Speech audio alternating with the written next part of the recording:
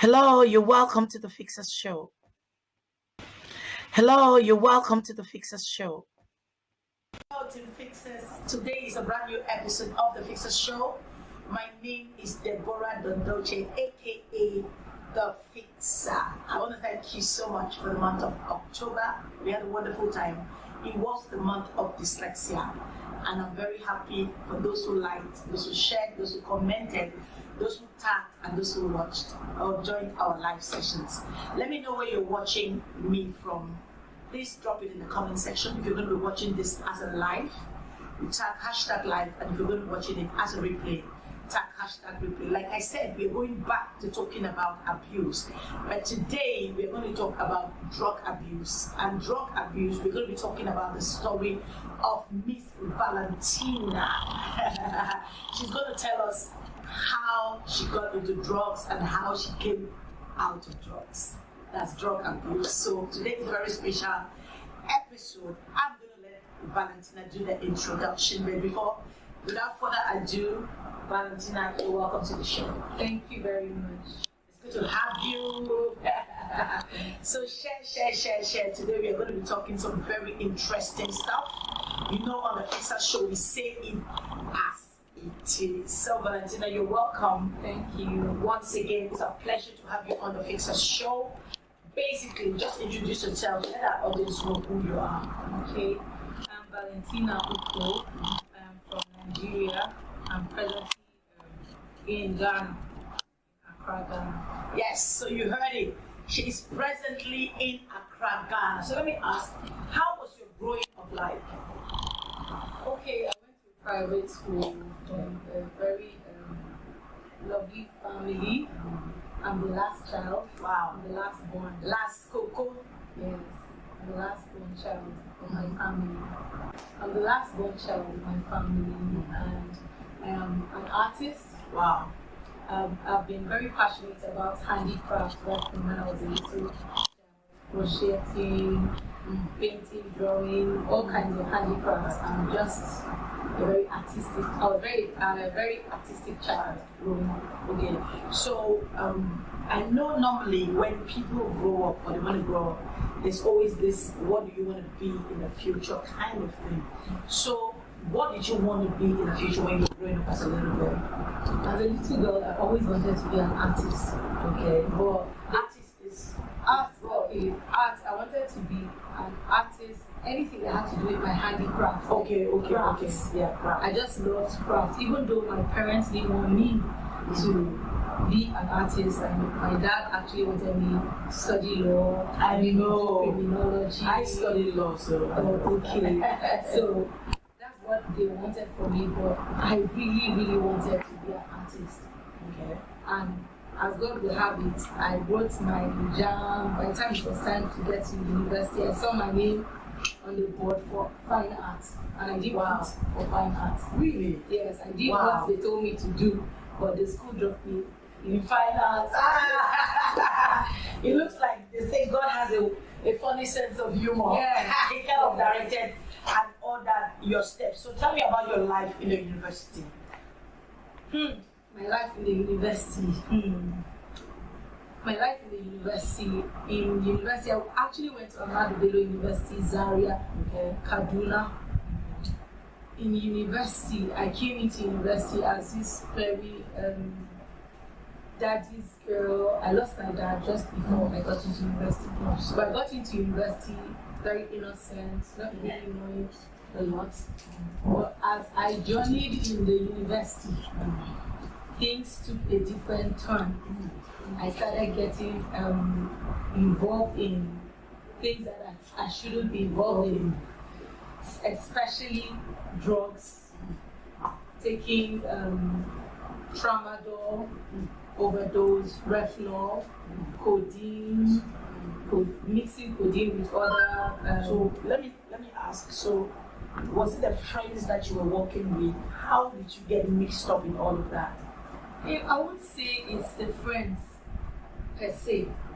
It was me wanting, will I say, to explore adventure. It started off on adventure. You know, when you grow up and you don't mix a lot. Okay. Then you finally get that opportunity to mix. Then I began mixing up with the wrong people. So how old were you then? Right now, At the time in the university, how old were you? I got into university around 2021. Okay-ish. Okay. And I just started messing around a lot when I was like 24. Okay. I actually spent 8 years studying a 4 years course because of carryovers from, when you're taking drugs, you're an alcoholic in university. How will you attend lectures? Even when I go for lectures, I'm already high. You're high on codeine, or you're high on tramadol, you're high on retinol, or some things. You're taking in so much drugs, and some of these drugs, when you sit down, someone looking at you physically may not be able to tell that you are under an influence. So you're sitting in the lecture hall, but nothing is happening. So I was really messed up, taking weed. I used to smoke weed, eat weed, soak weed, all kinds of abuse of drugs, marijuana. Yes. So when make indomie with weed, boil beans with weed. Are you serious? Make your tea with weed. Everything had to do with weed. It was a terrible season in my life, and it's a time that when I look back, I bless God that He kept my mind sane.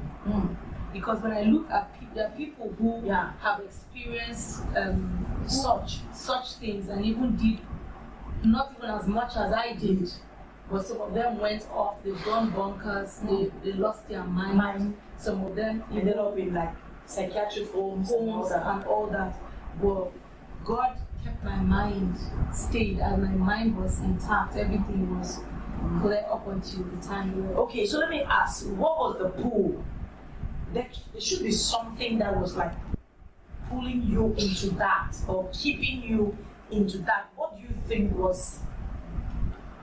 When you start taking drugs, the funny thing with drugs in the university setting is that when you get into taking drugs around people, they find you. Okay.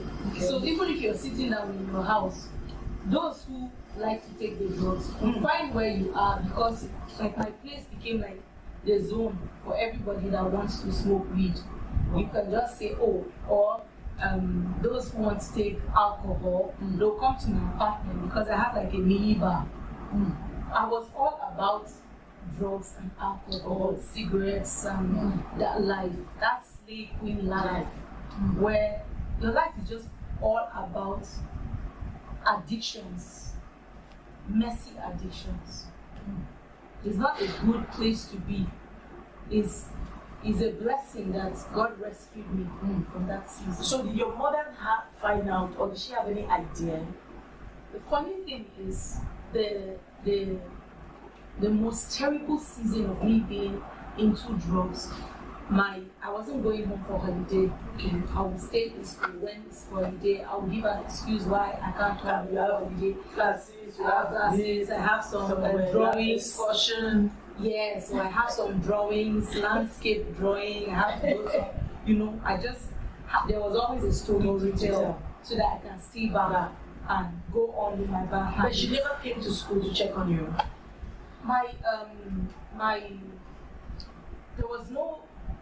I had a brother who was in the same school with me, but he was on another campus. He did not even know the intensity or the kind of thing.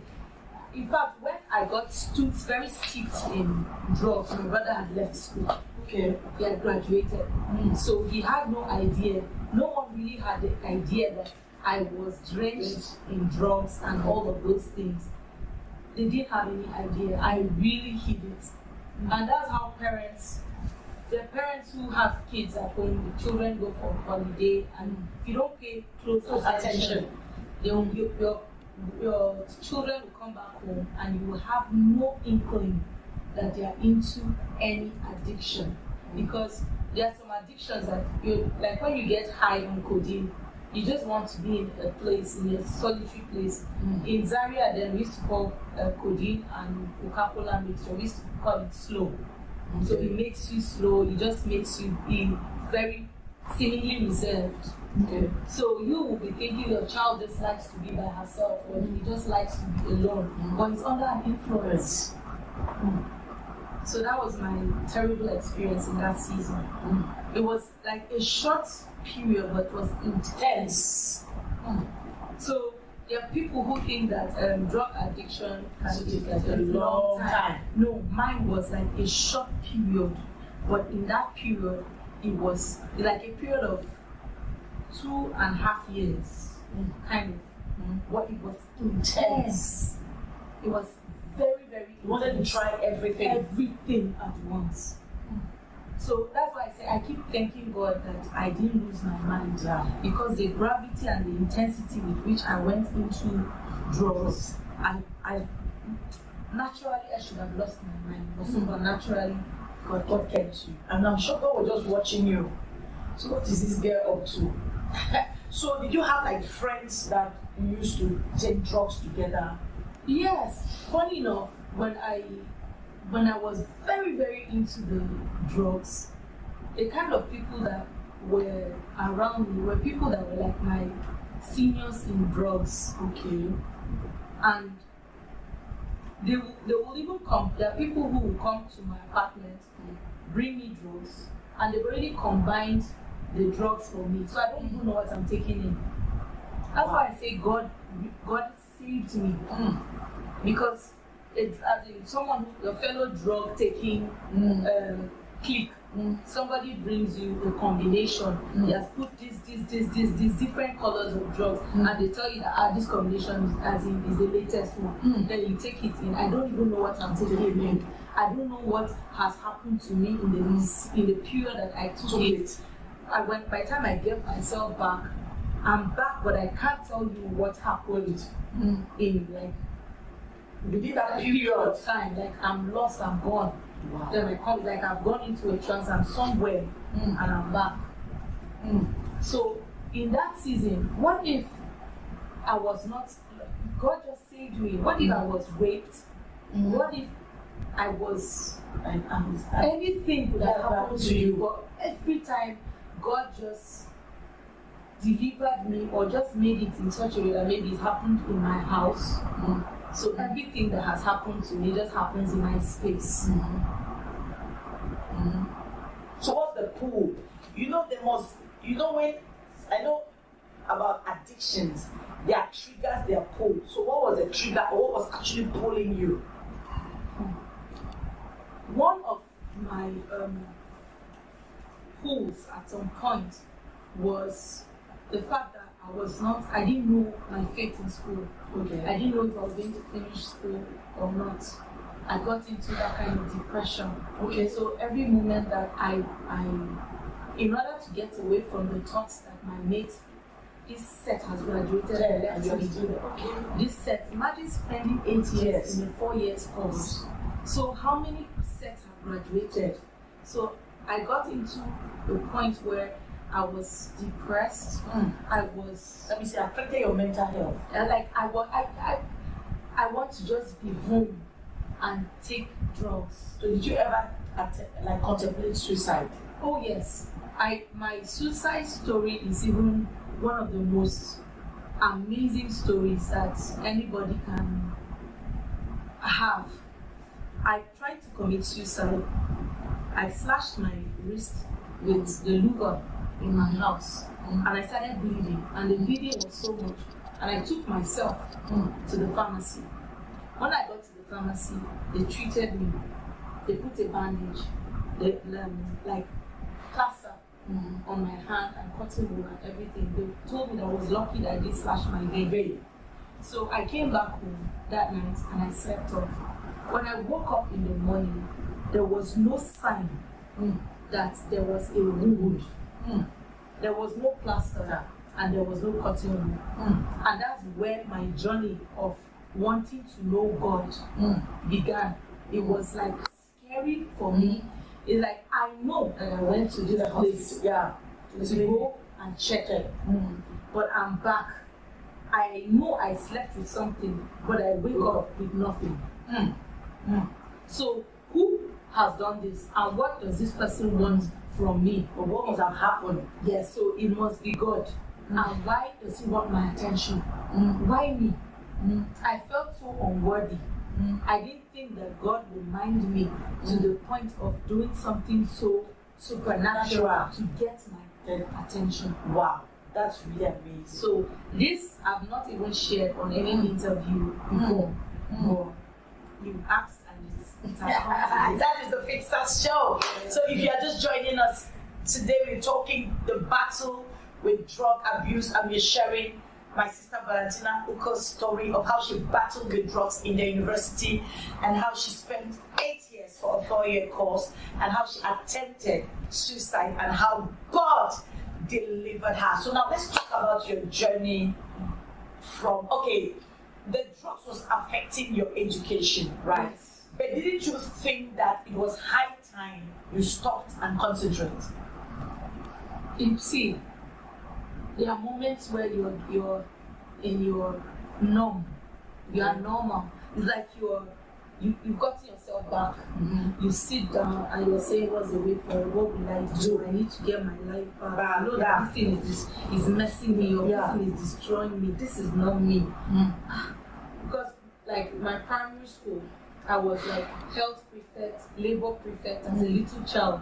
So I know that there's greatness inside me. You are more than this. I'm more than this. But why am I the kind of people that you take drugs with too? Most of them are like dropouts, or they have even been rusticated from school. But they're still around. Yes. They are initiating new members. Yes. So there were moments when I really wanted out on this lifestyle, but I believe without a doubt that depression, drug abuse, drug addiction, all of that, you can only come out of it by the mighty hand of God. For me, that's my experience, and no one can tell me otherwise. As in fine with the therapy, fine with rehab, but the mighty hand of God can do wonders. Because for me, I didn't go to any rehabilitation center. I didn't go for any therapy. I got to a point where I had a terrible, like there was a void that money couldn't fill, more drugs couldn't fill, no alcohol could fill, no amount of, no matter the multiple partners I tried to keep, wasn't helping me. Lesbianism wasn't helping. The men, the women, everything was not working. And all I wanted something more than everything.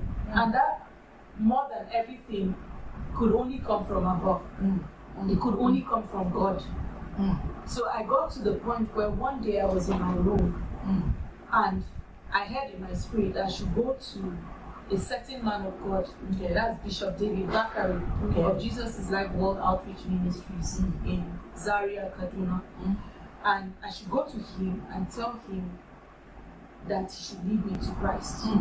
So my story of getting out of drugs and addiction and certain addictions didn't come from a place of somebody coming to sit me down and talk to you. I had situations where I'll never forget. There's a man of God in Abuja.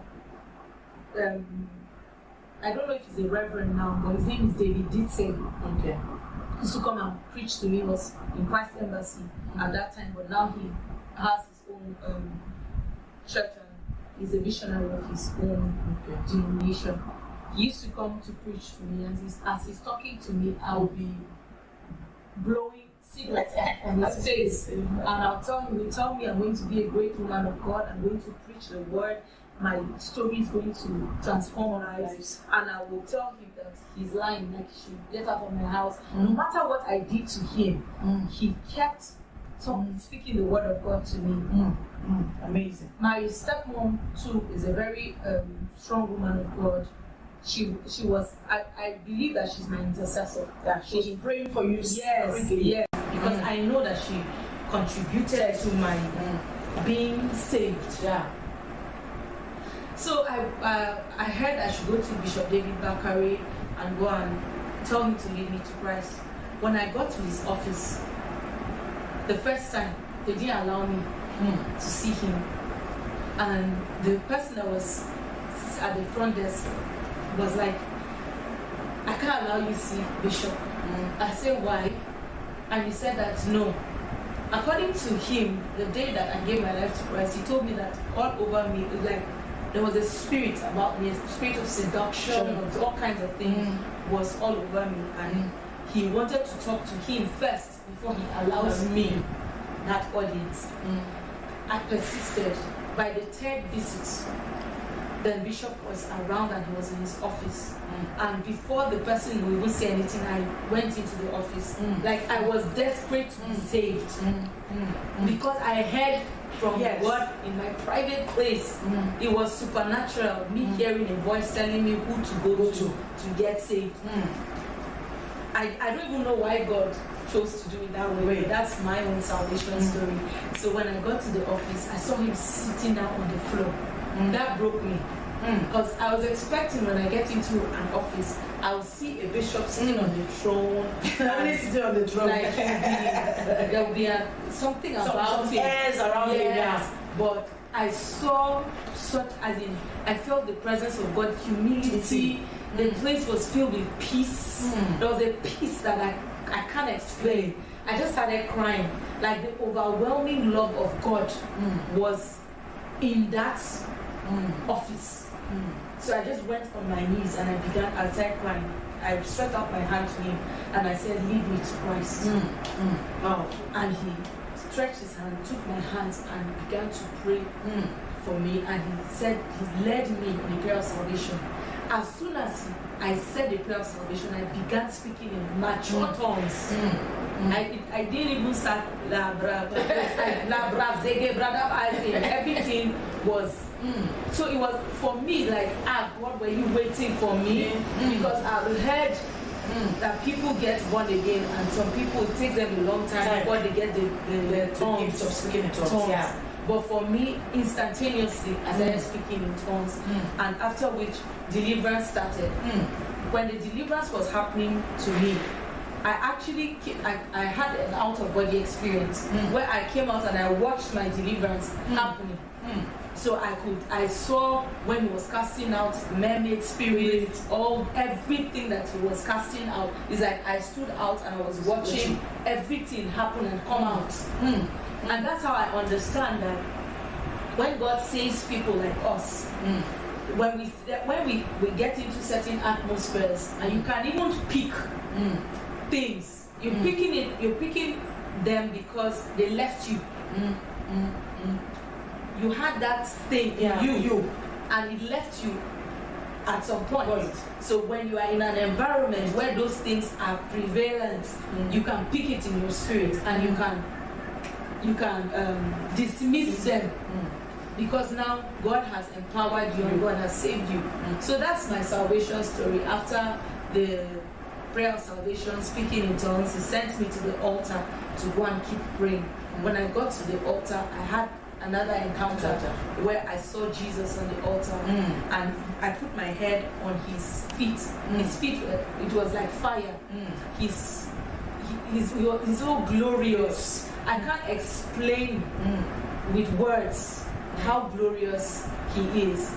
From there, I had another encounter. Like I went into a trance and I saw in the future what I was doing. As in saving souls, having crusades, different things that I saw myself doing. And I was backed with, like on my right hand side, I saw something like a being bigger than me, mightier than me at my left hand side in the trance that I saw after the appearance of the Lord on the altar.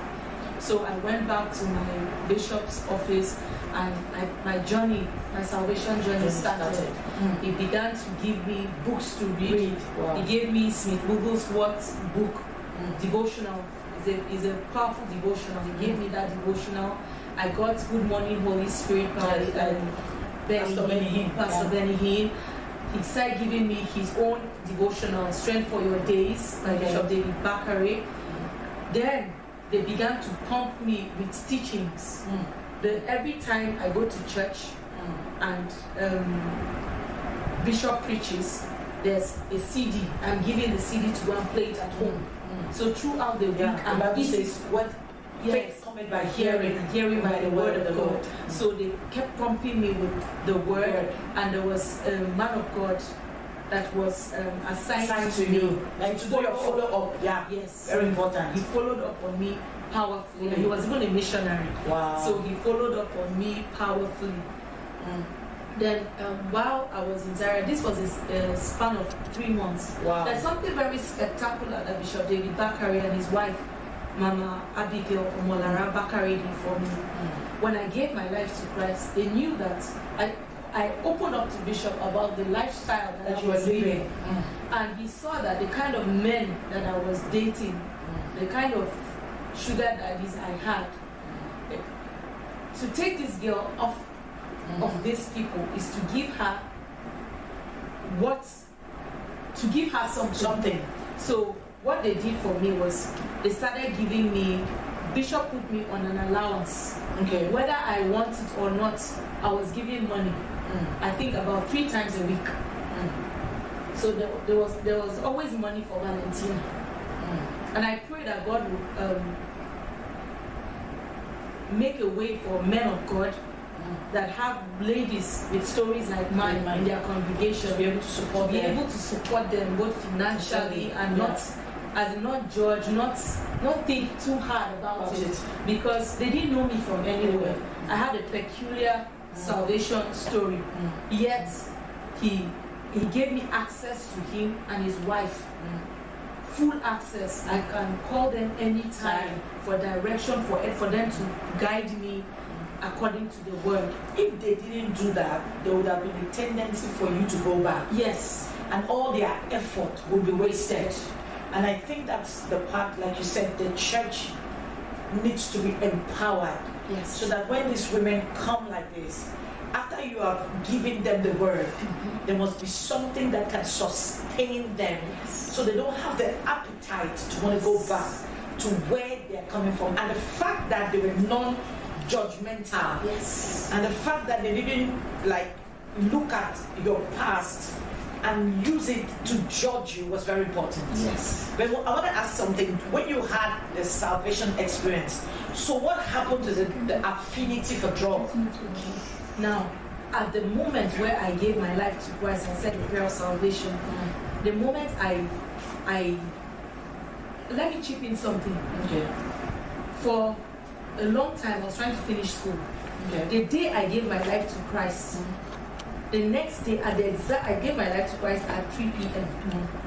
Something told me to just look at the time. At the next day at 3 p.m. I finished my project work and I was done with university.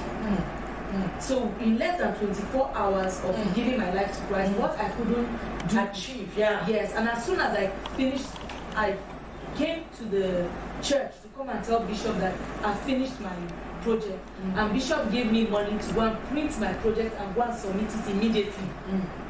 And I went to submit my project. So the church financed the finishing of my school. Wow. And when I finished the school, the bishop asked that I write the list for my going to youth service.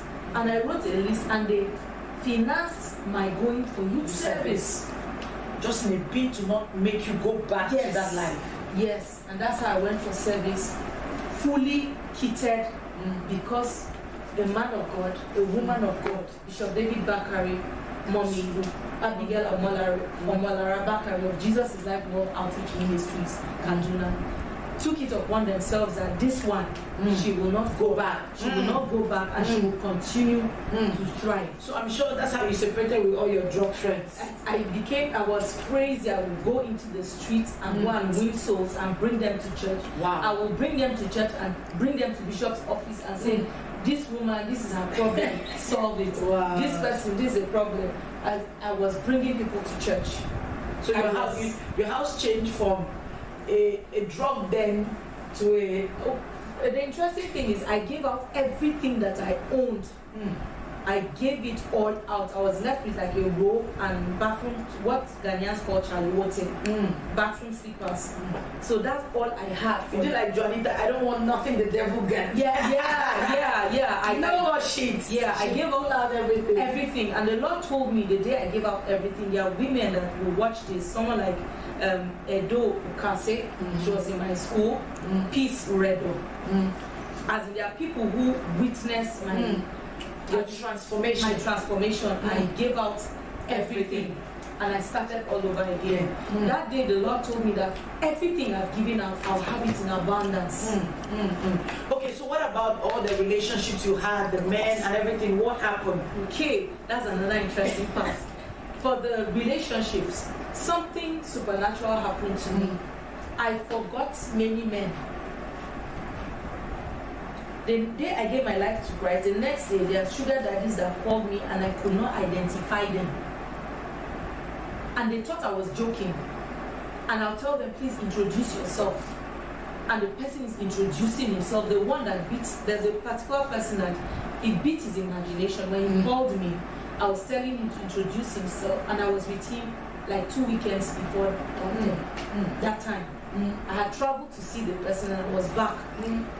And I couldn't remember him, and I could not remember anything. And he couldn't believe it. But it is the truth that I couldn't remember certain things. Like God blocked it from my memory. In that period, I couldn't remember them. So I have your number, I have everything, but I can't call you because I don't know who you are to me. I don't know how to relate with you. So that's one crazy thing that happened to me. Amazing. And for the appetite for pills, drugs, it ceased. From that day up until today, I've never had the urge to put a pill in my mouth for the sake of getting myself high or anything. That means your dealer lost one big customer. Oh, it's not. I told you, it's not just one dealer. But that once you get into drugs in the university environment, there are people who they are like your school fathers in crime, school father in addiction, school mother in addiction. They will look for you and bless you with it. Just as how people can look for you to go and sow seed, that is how they can look for you to bless you to with bad things. Then how did they take it? Because I'm sure I'm trying to envisage this scenario. The shocks, there were men who were angry. No, like the people that you take drugs with, and that day you left the bishop's house and bishop's office and came. You are transformed. You are changed. Preaching on the streets. Wait, there's somebody who used to be your drug buddy came and he's just seeing this whole different Valentina. I can imagine the scenario. There are some of them that were pissed at me. Like you are pretending. They told me that they give me 2 weeks. This one is rubbish. They have seen it before. They say, this thing, we've seen it before. We give you 2 weeks. You come back. And when you come back, we'll receive you well. Like we'll throw party for you. We'll like a prodigal daughter. Yes. They used to say all those things to me. But my transformation was very like a Pauline thing. Like I moved from Saul to Paul. Yes, as in to show you how much I was so vain. I used to win best dress even when I was not a student. Like when I was I was still spilling and splashing. All the carryovers, I was still winning best dress. Because I was so vain, as in I'm known for a certain way, but I went from that girl that was so into her looks and everything to someone that didn't care about anything. I just wanted to share the word of God with people, to tell people about your transformation, about my transformation, the goodness of God, and I just wanted to know the word. I wanted to eat the word. How many of the people that were in your circle that took drugs that their lives were transformed by virtue of your transformation? See, I spent like only 3 months after I gave my life to Christ, and those 3 months it was like I was living virtually in church. I was so churchy. I was not like in the school anymore? Yes, I told you the next day I finished my project. Okay. So the next season of my being around was all, I'm just trying to get this word, this new life. Yeah. I was in a church where we used to wear skirts, and everything was very conservative. But where I was coming from, I was the only person that would wear wigs, was crazy. I was just non-conformist. You're a renegade. As in, I was just different, and I was happy that they allowed me to transition. Yeah. How God needs me to transition. Nobody was on me or putting any kind of pressure. Yeah, there are seasons where Bishop will be in the office having meetings, and I'll say I need to see my daddy, and they want to stop me, and I'll barge in. And when I come into the meetings, he's with other men of God, and he tell everybody, leave my daughter alone. And what have I come for? I just come and I say, Daddy, I want a hug, and I just want, as in that. I received an overwhelming love from church family, that it was something so sweet and so new to me, because I wasn't churchy at all. At all, I was not a church person in the season that I gave my life to God. Right, wow. Yeah, even though I was born in a Christian home. Wow, if you are just joining me, this is the Fixers Show, and today we are sharing the unique story of Valentina Ukoh and her battle with drug addiction and how God saved her and delivered her. Trust me, her story is very, very interesting. If you're just joining me, share the broadcast, invite as many people as you can. So now let's talk journey. How has your journey been from the time you became born again up till now? Okay, when I finished, I got baptized. After baptism, after a while, I left for youth service. Okay. Now, when I went for youth service, I backslided at some point. You know, we want to share our stories and we want to edit certain seasons, but I believe that it's necessary to say it as it is, to bless someone who is struggling. So I struggled. I went back to smoking cigarettes. Okay. But not deep. No, I went back to smoking cigarettes once in a while. But where I was living, the house that I got during my youth service, the Lord made me to be preaching to myself in my room. So the word of God was written on my walls. So it was difficult for me to do certain things because I was surrounded by the word. As in physical, I was writing on my walls. Every revelation I receive, I'll write it on my wall with a pen or marker or pencil. So the word of God was so potent, and I was always soaking Christopher Yakilome's teachings in my room. That time, my room was potent. So even when I have the urge to smoke, I'm trying to do that bad habit.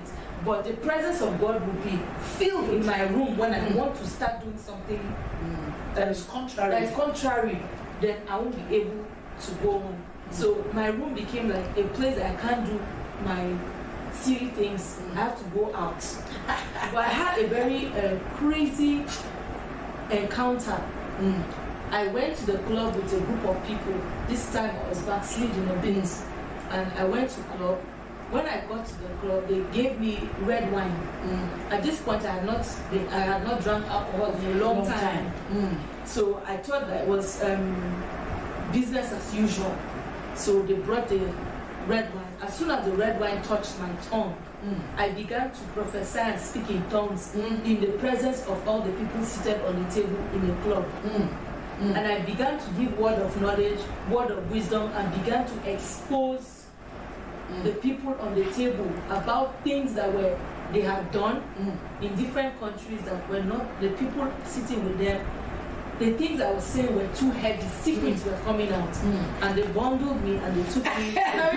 Now really they bundled you. They bundled me, as in the bouncers, they bundled me and put me in the boot of the car and took me home.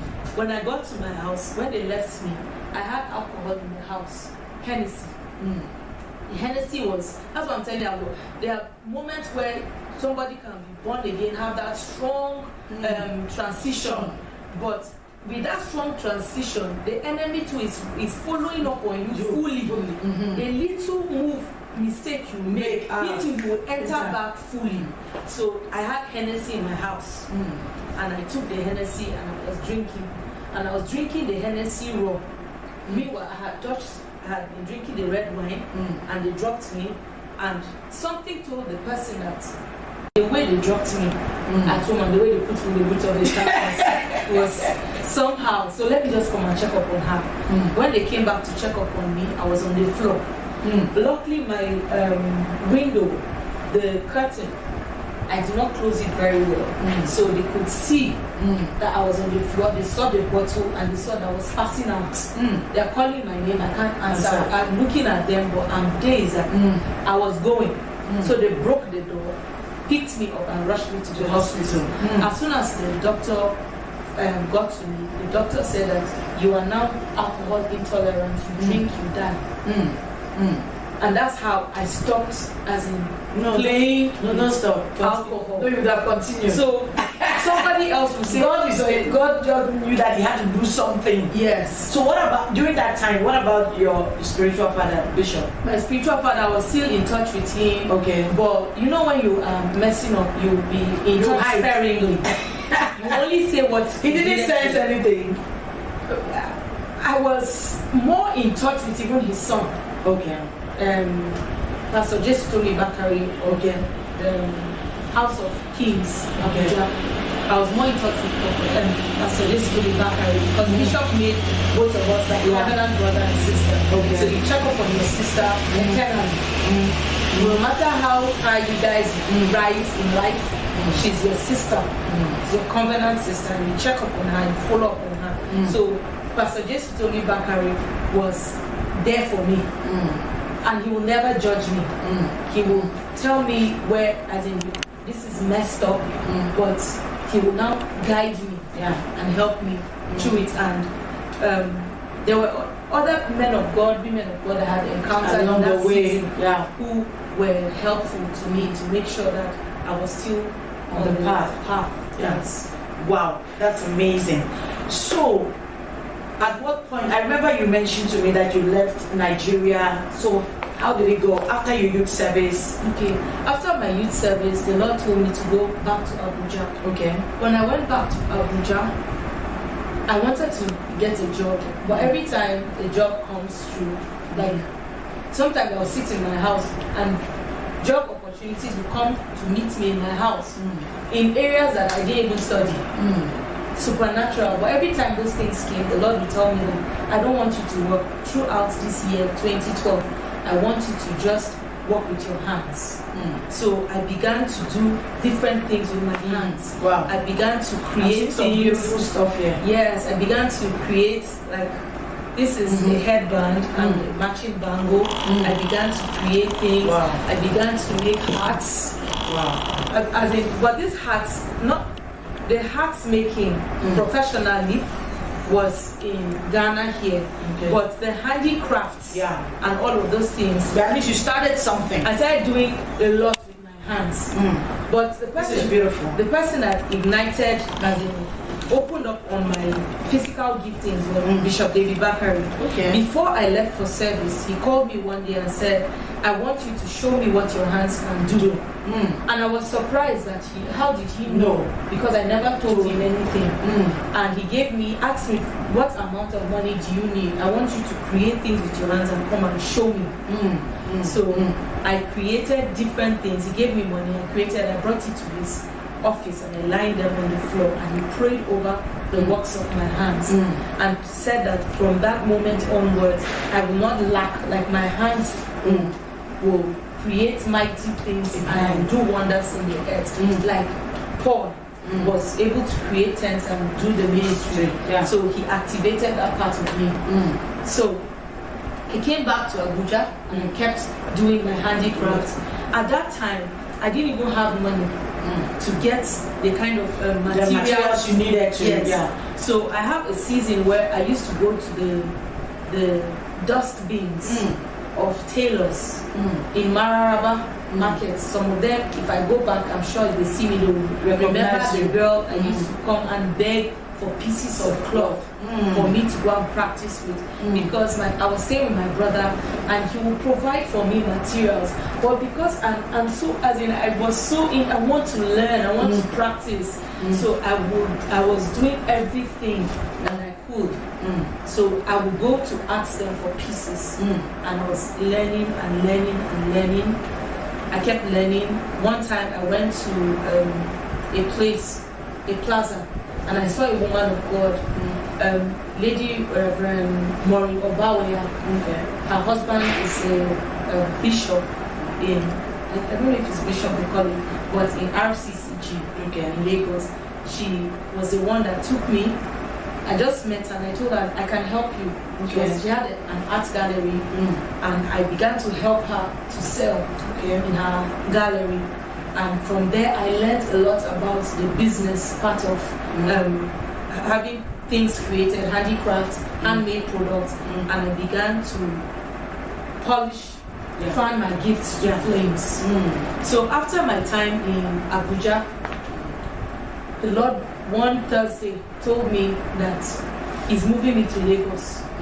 So I just, as soon as I heard the Lord speak, I just walked to my brother, my elder brother. I was living with him, and I told him that the Lord has told me to go to Lagos. So I'm leaving in 3 days. He was shocked, like, how? Why? You have family in Lagos? I had my elder sister was in Lagos with her husband and her children. So from Abuja, I moved to Lagos. When I got to Lagos again, when I arrived Lagos, I got a scholarship to fashion school. I started fashion school at Owambe. Fashion school. One young man was the owner of Owambe, Abraham. He was the one that gave me the scholarship. My best friend, my childhood friend,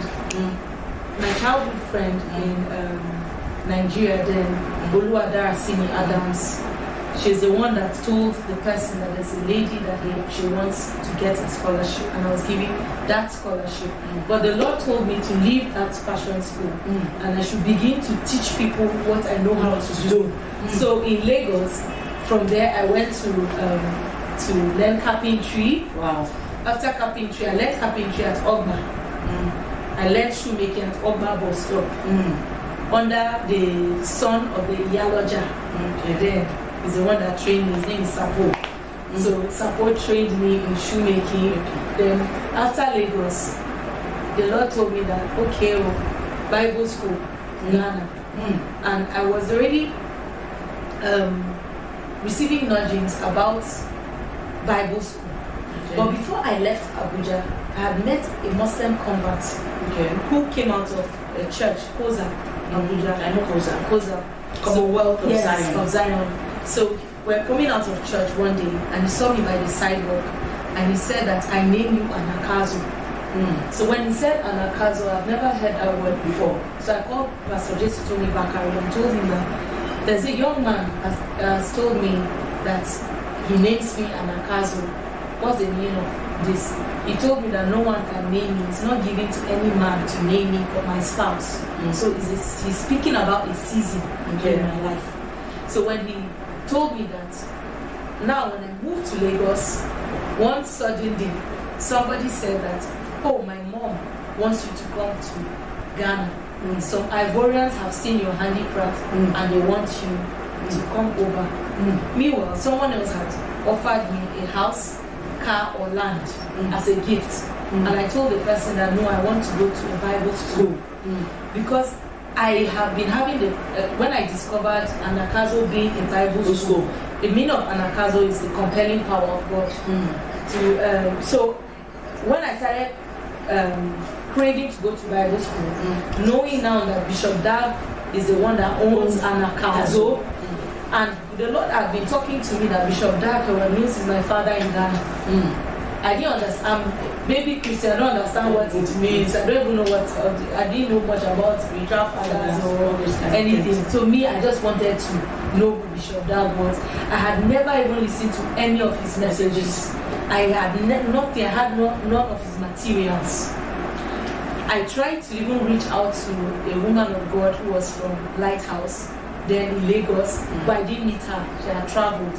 So I did not encounter anybody from Lighthouse before coming to Ghana. So, by the grace of God, I came to Ghana in 2015 for Bible school. At the point that I was coming to Ghana, at my arrival, I arrived with 15 cities, 50 pesos, by faith in God. I didn't even wait for the person that said he would support me to support me. As soon as they told me that somebody wants to see your works in Ghana, we bought you ticket to come by road, will you come? I just moved, police report, everything, and I was out my faith. So by the time I arrived Ghana, I had arrived too early for even Bible school, like a few weeks too early. So I went to the Bible school, surveyed the place, came back again for my interview. When they were doing the interview for me, then they told me that I had gotten a scholarship. I wasn't going to pay the $1,400 that I saw on the internet that I thought I was supposed to pay. So God bless Bishop Dag Howard Mills wherever he is in the world for training me in the work of ministry, because my time in Bible school to me was a time of rehabilitation. Wow. That rehabilitation that I didn't have, like all the typical rehab that people will have.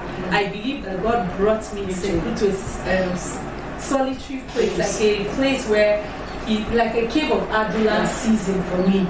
A place where God just came to hide me, to train me, to break me, to prune me, to cook me, to be able to come out today, and even me, with the kind of story, with the kind of past that I have, to be able to share my story with people around the world. No, your story is amazing. I mean, your story is amazing. It's amazing how God can. That's why you say you can't write anybody off At all. You can't say that you have seen the last of anybody. There's something I always say, that there's a difference between performance and potential. Performance is what people see you do. Potential is what you can do, or what you can become. Bishop Bakari saw potential. Your performance was what he saw. He saw your performance, but he saw your potential. He knew that you could be better. That is why he invested what he invested, because he saw the potential and not your performance. If he went by your performance, he won't help you. He will be like, I don't see anything worth saving. But because in his hindsight or mindsight, he saw that you are bigger than what you present. And all he needed to do was that support or that push to take you to that place. And what he did is what transcended to where you are today. Yes. The follow up, the love, the care. Bishop, God bless you, Bishop. Bishop David Bakari. Bishop David Bakari. God bless and his you. wife, Mommy Omolara. And Mommy Omolara. Oh my God. Bakari. I know, right? I wish I could come to Kaduna. In Kaduna and just Zaria. see you and love on you and appreciate you for the time you took for Valentina, because it's not many people would decide to put themselves in that line to do that job or to be there. Just the fact that they did that, they have the heart of the Father. Because the heart of the Father is all about rescuing. It's all about restoring. It's all about snatching from the kingdom of darkness and translating into the kingdom of light. Thank you so much. Like we said, Valentina is into fascinators. She does beautiful fascinators. She does beautiful hearts. And she also teaches and trains people.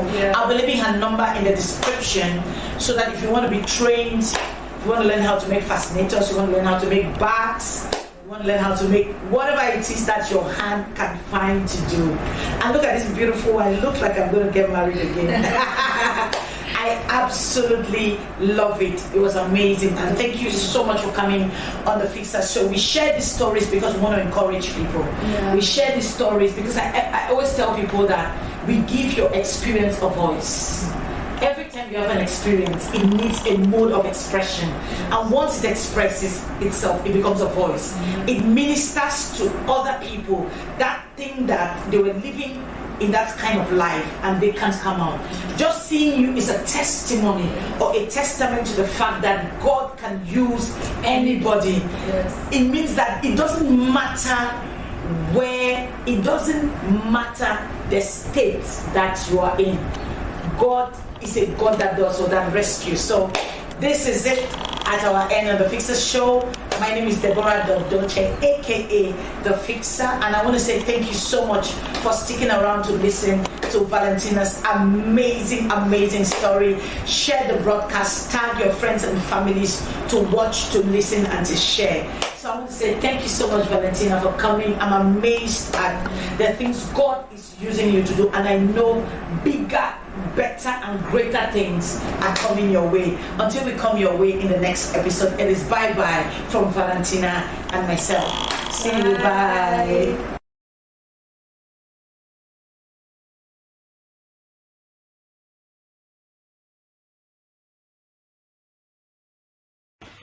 Hello, you're welcome to the Fixers Show. Hello, you're welcome to the Fixers Show. Hello, Team Fixers. Today is a brand new episode of the Fixers Show. My name is Deborah Dondoche, aka